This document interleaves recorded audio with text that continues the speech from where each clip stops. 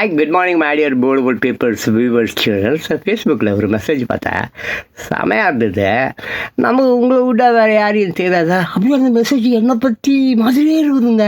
சரி அப்படியே அடிச்சு விடுவோம், எனக்கு உங்களை விட்டா யாரும் தெரியும், அதெல்லாம் செமையாக போட்டு செஞ்ச மாதிரி இருக்கும். கேளுங்க, நல்லா இருக்குது. ஆனால் செம பாருங்க, யார் எழுதுனாங்கன்னு தெரில. பட் பவித்ரான்னு சொல்லிட்டு ஒருத்தவங்க அதை என்ன பண்ணியிருக்காங்க, அப்லோட் பண்ணி போஸ்ட் பண்ணியிருக்காங்க.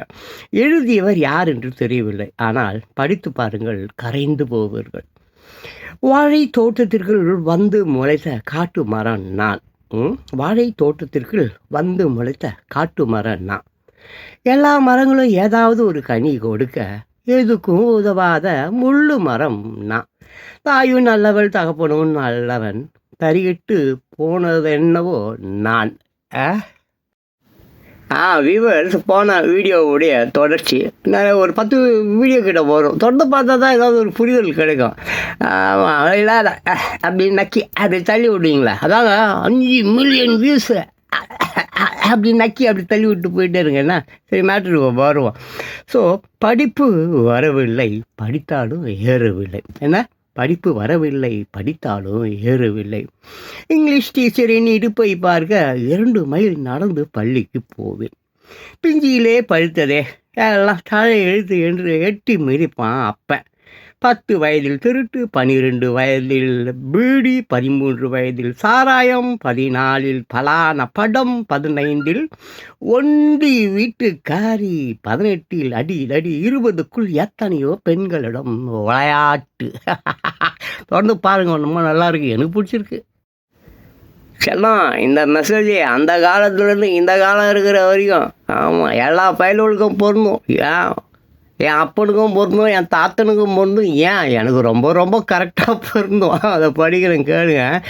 ஆமாம், 2-3 முறை கருகலைப்பு. எவ்வளோ? 2-3 முறை கருகலைப்பு. அப்புறம் என்னது, 8வது ஃபெயிலுக்கு ஹெட்மாஸ்டர் வேலையாக கிடைக்கும். 8வது ஃபெயிலுக்கு ஹெட்மாஸ்டர் வேலையாக கிடைக்கும். மண் லாரி ஓட்டினால் லோடுக்கு 100 ரூபா தருவார்கள். வாங்கும் பணத்துக்கு கூடியும் கூத்தியாரும் என எவன் சொல்லியும் திருந்தாமல் எச்சி பிழைப்பு பிழைக்க கை மீறி போனதென்று கால் கட்டுக்கு ஏற்பாடு செய்தனர். வேசிக்கு காசு வேணும், வருபவள் ஓசிதானே. மூக்கு முட்டை தின்னவும் முந்தானை விரிக்கவும் 3 பவுனுடன் விவரம் தெரியாத ஒருத்தி விளக்கேற்ற வீடு வந்தாள். குற்றம் குறை ஏது மற்ற ஜீவனிங்கு யாரடா. அதனால் ஒத்துக்கிறவன் உத்தம. வீம்புக்கு சும்மா கௌரவத்துக்காக ஒத்துக்காம அப்படியே வாழறான் பாரு, அவன் நடமாடும் செத்து போன பிணம். சரி, இங்கே பாருங்க, வயிற்றில் பசித்தாலும் வயிற்றுக்கு கீழ் பசித்தாலும் வக்கனையாய் பரிமாறினாள். தின்னு கொழுத்தேன்னு தவிர மருந்துக்கும் திருந்தவில்லை. 3 பவுன் போட முட்டா பயலானா இன்னும் 5 வேண்டுமென்று இடுப்புள் மிதித்து அனுப்பி வைக்க கறவை மாட்டை சந்தைக்கு அனுப்பி நான் கட்டினவளை வீட்டுக்கு அனுப்பினான். சொந்தம் விட்டு போகாமல் இருக்க மாமனாரான மாமன் பார்த்து வாரமானதால் பசிக்கிறது என்று கைபிடிக்க தள்ளி போனதென்று தள்ளிவிட்டால் சிரிக்குமவ. இந்த கவிதை எந்த காலத்துக்கும் பொருந்தும். அப்படிதான், கவிதையோ கற்பனையோ ஏதோ ஒன்று, பட் இட்ஸ் நைஸ், நல்லா இருக்குது. அப்புறம் உங்கள்கிட்ட லைக் பண்ணுங்கள், ஷேர் பண்ணுங்கள், கமெண்ட் பண்ணுங்கள். அந்த பிச்சைக்கார பையன் நான் கிடையாது, ரொம்ப பேர் இருக்கலாம், அவங்ககிட்ட போங்க. மெசேஜ் சொல்லணும், அவ்வளோதான். நீ பார்த்தா பாரு, பார்க்கட்டின போ என்ன. அதனால் ஐயா கமெண்ட் பண்ணுங்க, மயிரை பிடுங்குங்க. அந்த ஆள் நான் இல்லை, ரைட்டா? அங்கே பாருங்க, அப்புறம் பாரு. இப்போ கர்ப்பமாக இருந்தால் போலக்குது. இருக்கு சனி போதாது என்று இன்னொரு சனியா மசக்கை என்று சொல்லி மணிக்கு ஒரு முறை வாந்தி. வயிற்றை காரணம் காட்டி வாய்க்கு ருசியாய் சமைப்பது இல்லை. சாராயத்தின் வீரியத்தால் சண்டை இட்டு வெளியே அனுப்ப தெருவில் பார்த்தவரெல்லாம் சாபம் விட்டு போனார்கள். கடைசி 3 மாதம் அப்பம் வீட்டுக்கு அவள் போக கறிவேப்பிலை காரி ஒருத்தி வாசனையாய் வந்து போனாள். வியூவர்ஸ், இந்த மெசேஜை நான் உங்களுக்கு படித்து சொன்னோம். ஆல்மோஸ்ட் இந்த மெசேஜில் இருக்க மாதிரி தான் நான் வாழ்ந்தேன். இப்போ அந்த குரோமில் போய்ட்டு நீங்கள் குரோம் இருக்குல்லங்க, அதான் ஃபோனில் போய் டச் பண்ணி உள்ளே போய்ட்டு டீச்சர் வித் ஸ்டூடெண்ட்டு டைப் பண்ணால் சமாளில் லட்சக்கணக்கான செக்ஸ் வீடியோக்கள் அப்படி கொட்டுது. 4 வயசு 5 வயசு பையன்லாம் பார்க்குது. அதனால் வந்து இங்கே பாருங்களேன், ஸோ இது உள்ளே வருவான். அப்போது தர்ம ஆஸ்பத்திரியில் சேர்த்து உள்ளதாக தகவல் சொல்லி அனுப்பேன்.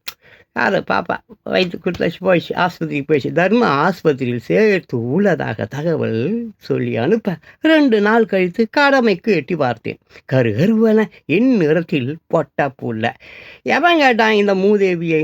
கள்ளிப்பால் கொடுப்பாயோ, கழுத்தை திருப்புவாயோ, ஒத்தையாக வருவதானால் 1 வாரத்தில் வந்துவிடு என்று சொல்லி திரும்பினேன்.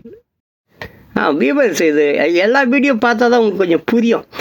அப்புறம் எனக்கு இந்த வீடியோ பிடிச்சி போனது, இந்த மெசேஜ் பிடிச்சி போனது காரணம் என்னென்னா, ஏகப்பட்ட ஷேர்ஸ் போயிருந்தது. எப்போ போஸ்ட் பண்ணாங்க நமக்கு தெரியாது. நம்ம இந்த லைக்கும் நிறையா இருந்தது, வியூஸும் நிறையா இருந்தது. நான் அந்த லைக்கும் வியூஸும் நான் ஒத்துக்க மாட்டேன். அது ஃப்ரெண்டு கோசம் அப்படின்னாச்சு அப்படியே தள்ளி விடுவான், மில்லியன்ஸ் போயிடும். லைக்கு போடலன்னா டீ வாங்கி கொடுக்க மாட்டேன், அதுக்காக லைக் போடுவான். ஏன்னா அது விரும்ப மாட்டேன். பட் ஷேர் போயிருந்தால் அதுதான் உண்மையான லைக். ஸோ இங்கே வருவோம். அப்போது 6 மாதமாகியும் அவள் வரவில்லை. அரசாங்க மானியம் 5000 கிடைக்கும் என்று கையெழுத்துக்காக பார்க்க போனேன். கூலி வேலைக்கு போனவளை கூட்டி வர வேண்டி பக்கத்து வீட்டு பாப்பா ஓடிச்சல்ல, ஆடி நின்ற ஊஞ்சலில் அழுகுரல் கேட்டது. சகிக்க முடியாமல் எழுந்து தூக்கினேன். அதே அந்த பெண் குழந்தை. அடையாளம் தெரியவில்லை, ஆனால் அதே கருப்பு. கள்ளி பாலில் தப்பித்து வந்த அது என் கைகளில் சிக்கிக்கொண்டது. வியூவர்ஸ், இதுக்கு மேலே தான் இந்த ஆல்மோஸ்ட் கிளைமேக்ஸ் நம்ம வந்துட்டோம். இந்த உரைநடை கவிதையை எழுதுனானே கவிஞன், அப்படியே அவனை கட்டி அனுப்பிச்சிக்கணும் போல இருக்கும். இதுக்கு மேலே தான். அப்போது இங்கே பாருங்களேன், ஆமாம், வந்த கோபத்திற்கு வீசி எரியவே தோன்றியது. தூக்கிய நொடி முதல் சிரித்து கொண்டே இருந்தது. என்னை போலவே கண்களில் மச்சம், என்னை போலவே சப்பை மூக்கு, என்னை போலவே ஆணாக பிறந்திருந்தால் இந்நேரம் இங்கிருக்க வேண்டியது இல்லை. பள்ளியிலா வாயில் பெரு விரலை தின்கிறது. கண்களை மட்டும் ஏனோ சிமிட்டாமல் பார்க்கிறது. ஒரு கணம் விரல் எடுத்தால் உதித்து கொண்டு அழுகிறது. 8 விரல் பிடித்து தொண்டை வரை வைக்கிறது. தூரத்தில் அவள் வருவது கண்டு தூரமாய் வைத்து விட்டேன். அப்புறம் ஜான் பாஸ்கோ விஷயத்தையும் கூட தள்ளி விட்டுருன்னு இல்லை. இப்போது நல்ல வீடியோ கிரியேட்டர்ஸ் இருக்காங்க. அவங்க வீடியோ பார்த்தீங்கன்னா 3 பேர் 4 பேர் தான் பார்ப்பாங்க. அந்த 3 பேர் 4 பேர் யாரும் இல்லை, இயற்கை, ஆண்டவன். அந்த மாதிரி தான் நீங்கள் எடுத்துக்கணும். 5 லட்சம் மில்லியன்ஸ் வியூஸா, லைக்ஸா, கமெண்ட்ஸ். ஐயா, குப்பை தொட்டியில் நிறைய குப்பை இருக்கும்பா. குப்பை மேடு கேள்விப்படல, அங்கே ஒரு குண்டூசி தான்ப்பா கிடக்கும். ஒரு குண்டு பண்ணி தான் கிடக்கும், ஒரு வைரம் தான் கிடக்கும். வேலை செய்யல பேர். ஆமாம், 5000 ஏக்கரில் குப்பை இருக்குது அங்கே ஃபுல்லாக. So like that. ஸோ நீ வந்து வீடியோ கிரியேட்டர்ஸ் வியூஸ் நிறையா போகலைன்னா, ஒரு 2-3 தான் போகுதுன்னா அது லட்சம் கோடிக்கு சமம். அப்படி தான் நீ நினச்சிக்கணும். சரியா? ஓகே. எதுக்காக நான் இது சொல்கிறேன்னா, அப்பப்போ நம்ம விஷயத்தையும் அப்படியே உள்ளே போட்டுடணும். இல்லை, ஆமாம், இது எனக்கு பிடிச்சிருக்கு, நான் படிக்கிறேன். அடுத்த வீடியோவில் பேசலாம். அடுத்த வீடியோவில் வந்து சேம் அந்த கண்டினியூட்டி இருக்குது. இன்னும் 2-3 வீடியோ தான். இப்போ தூரத்தில் அவள் வர்றதை பார்த்துட்டு அந்த குழந்தைய அப்படியே அந்த தொட்டிலேயே போட்டான் இல்லை. அப்போது ஆமாம். ஸோ கையெழுத்து வாங்க தானே வந்தான். கையெழுத்து வாங்கி கொண்டு கடைசி பஸ்ஸுக்கு திரும்பி வருகிறேன். வந்து கொண்டு இருக்கிறான், போகிறான். அப்போது 3 சீட்டில் ஒரு குழந்தை. பஸ்ஸில் வந்து ஒரு குழந்தை மூக்கை எட்டி பிடிக்க நெருங்கி விலகி ஓடுது. பாப்பா அந்த மூக்கை பிடிக்கலாம். அங்கே ஒரு குழந்தைய பார்த்தான்ல. ஸோ அவங்க தான் அது. ஆமாம், மூக்கை எட்டி பிடிக்க நெருங்கி விலகி நடுவில் அது ஓடுது. விளையாடி கொண்டு இருந்து அப்படி விளையாடிக்கிட்டே இருந்தேன். அப்போ அவன் சொல்கிறான், ஏனோ அன்றிரவு தூக்கம் நெருங்கவில்லை. கனவு கூட கருப்பாக இருந்தது. வெளிச்சம் வரும் வரை காத்து இருந்தேன். ஆமாம், போட்ட கையெழுத்து பொருந்தவில்லை என்ற பொய் தனத்தோடு ஆமாம் திருப்பி போகணுன்னு சொல்லிட்டு அவனுக்கு அந்த ஆசை. ஆமாம், போட்ட கையெழுத்து பொருந்தவில்லை என்ற பொய் தனத்தோடு இன்னொரு கையெழுத்துக்கு மீண்டும் சென்றேன். அதே கருப்பு, அதே சிவப்பு,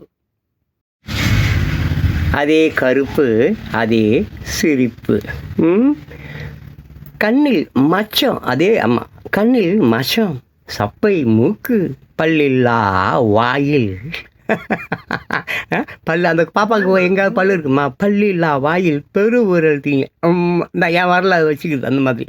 ஒன்று மட்டும் புதுதாய் என்னது? எனக்கு கூட சிரிப்பு வருகிறது. ஆமாம். ஓகே. கடைசி பஸ். ஆனால் பேருந்தில் எந்த குழந்தையும் இல்லை. வீடு நோக்கி நடந்தேன். பாதி வழியில் கறிவேப்பிலை காரி கைப்பிடித்தால் உதறிவிட்டு நடந்தேன். தூக்கம் இல்லை. நெடுநேரம் பெருவிரல் ஈரம் பட்டதால் மென்மையாக இருந்தது. முகர்ந்து பார்த்தேன். விழுந்தும் விடியாததுமாய் காய்ச்சல் என்று சொல்லி ஊருக்கு வரச் சொன்னேன். பஸ் பல்லு கூட விளக்காமல் பஸ் ஸ்டாண்டுக்கு சென்று விட்டேன். பஸ் வந்ததும் லக்கேஜை காரணம் காட்டி குழந்தையை கொடு என்றேன். எப்படி? குழந்தையை கொடு என்றேன். குழந்தையை கொடு. இப்போ பாப்பாவை கையில் வாங்கிக்கிட்டான். ஏன்னா இதுக்கப்புறம் பாருங்கள். ஆமாம்.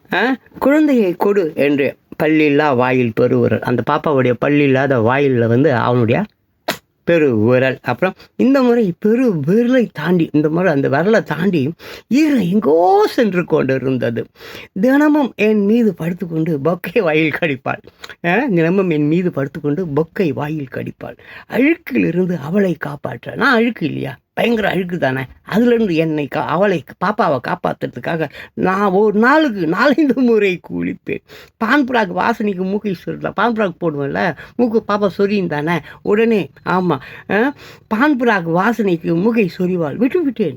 சிகரெட் ஒரு முறை பாப்பாவை சுட்டு விட்டேன். சரி, அடுத்தது ரொம்ப நல்லா இருக்கும். இந்த இடம் நல்லா கவனிங்க. சாராய வாசனைக்கு வாந்தி எடுத்தால் விட்டேன். சாராயம் குடிக்கிறோம்ல, அப்போ நாரும் தானே வாய். அப்போ வாந்தி எடுக்குது பாப்பா. சாராய வாசனைக்கு வாந்தி எடுத்தால் விட்டேன். 1 வயதானது. உறவுகள் எல்லாம் கூடி நின்று அத்தா சொல்லு, மாமா சொல்லு, பாட்டி சொல்லு, அம்மா சொல்லு என்று சொல்லி கொடுத்து கொண்டு இருந்தார்கள். எனக்கும் ஆசையாக இருந்தது அப்பா சொல்லு என்று சொல்ல முடியவில்லை. ஏதோ என்னை தடுத்தது. ஆனால் அவளை எதுவும் தடுக்கவில்லை. அவள் சொன்ன முதல் வார்த்தையே அப்பா தான். அவளுக்காக எல்லாவற்றையும் விட்ட எனக்கு அப்பா என்ற அந்த வார்த்தைக்காக உயிரை கூட விடலாம் என்று தோன்றியது. அவள் வாயிலிருந்து வந்த அந்த வார்த்தைக்காக மீண்டும் பிறந்தேன். தயவு செஞ்சு ஸ்கிப் பண்ணாதீங்க. இன்னும் 1-2 வீடியோ தான். அப்போது ஆமாம், எனது அந்த வார்த்தைக்காக மீண்டும் பிறந்தேன். இந்த சாக்கடையை அன்பாலேயே கழுவுனாள். அம்மா சொல்லி திருந்தவில்லை, அப்பா சொல்லி திருந்தவில்லை, ஆசான் சொல்லி திருந்தவில்லை, நண்பர்கள் சொல்லி திருந்தவில்லை, நாடு சொல்லியும் திருந்தவில்லை. முழுசாய் 3 வார்த்தை பேச வராத இந்த முகத்தை பார்த்து திருந்து விட்டேன். வளர்ந்தாள். நானும் மனிதனாக வளர்ந்தேன். படித்தாள். என்னையும் படிப்பித்தாள். திருமணம் செய்து வைத்தேன். 2 குழந்தைகளுக்கு தாயானாள். அப்புறம் என்ன? 2 குழந்தைகளுக்கு தாயானால் 2 குழந்தைகளுமே பெரியவர்களாய் வளர்ந்து விட்டார்கள். நானும் கூட தாத்தாவாகி விட்டேன். என்னை மனிதனாக்க எனக்கே மகளாய் பிறந்த அந்த தாய்க்காக காத்திருக்கிறது இந்த கடைசி மூச்சு. ஊரே ஒன்று கூடி தண்ணீர் விட்டு கொண்டிருக்கிறார்கள். எனக்கு தெரியாதா என்ன யாருடைய பார்வைக்கு அப்புறம் பறக்கும் இந்த உயிர் என்று வானத்தை பார்த்து காத்திருக்கிறேன். வாசலில் ஏதோ சலசலப்பு. நிச்சயம் என் மகளாக தான் இருக்கும். என் பெருவிரலை யாரோ தொடுகிறார்கள். அது அவள் தான். மெல்ல சாய்ந்து என் முகத்தை பார்க்கிறாள். என்னை போலவே கண்களில் மச்சம், சப்பை, மூக்கு, கருப்பு நிறம், நரைத்த தலைமுடி, தளர்ந்த கண்கள். என் கைகளை முகத்தில் புதைத்து கொண்டு அப்பா அப்பா என்று குமுறி அழுகிறாள். என் எச்சில் என் பெரு விரலில் இட என் முழு உடலும் ஈரம் பரவ ஒவ்வொரு புலனும் துடித்து அடங்குகிறது. தாயிடம் தப்பி வந்த மண்ணும் கல்லும் கூட மகளின் கைப்பட்டால் காந்த சிலையாகும். வியூவர்ஸ், இப்போ ப்ரீவியஸ்லி ஒரு நிமிடம் 15 வீடியோகள் நான் ஃபேஸ்புக்கில் படித்தேன். It's impressed me. ஓகேவா? அது உங்களை இம்ப்ரெஸ் பண்ணதா எனக்கு தெரியாது. பட் நான் ஒரே ஒரு விஷயம் சொல்கிறேன். இன்னைக்கு ஒரு தெருவில் 100 கவிஞர்கள் இருக்கிறான், 100 ஹீரோக்கள் இருக்கிறான், 100 வில்லர்கள் இருக்கிறாங்க, டைரக்டர்ஸ், மியூசிக் டைரக்டர்ஸ் ஒரு தெருவில். அப்போது தமிழ்நாட்டில் எவ்வளோ டைரக்டர்ஸ், மியூசிக் டைரக்டர்ஸ், கிடிக பாடகி. ஆனால் அந்த சினிமா துறையில் பார்த்தியா 4 பேர் சனியம் பிடிச்ச கருமம் பிடிச்ச மூஞ்சை எத்தனை காலத்தையா பார்ப்பீங்க? எத்தனை காலத்தையா அவனை டைரக்டர் நீங்கள்? எத்தனை காலத்தையா இந்த மண்டை இப்படியே வாரீங்க? கருமம் பிடிச்சவனுங்களே, இழவு பிடிச்சவனுங்களே, டேய் செத்தாவது தொலைங்களாண்டா. இந்த சினிமாக்காரனுங்களும் தொலைய மாட்டுறானுங்க, நீங்களும் தொலைய மாட்டுறீங்க. காரணம் இல்லாமல் கரண்ட்டு கம்பியில் போய் கட் அவுட் வைக்கிற சாவரிய சனியம் பிடிச்சவனுங்களே, செத்து ஒழிங்களா. இவ்வளோ திறமையானவர்கள் இருக்காங்க.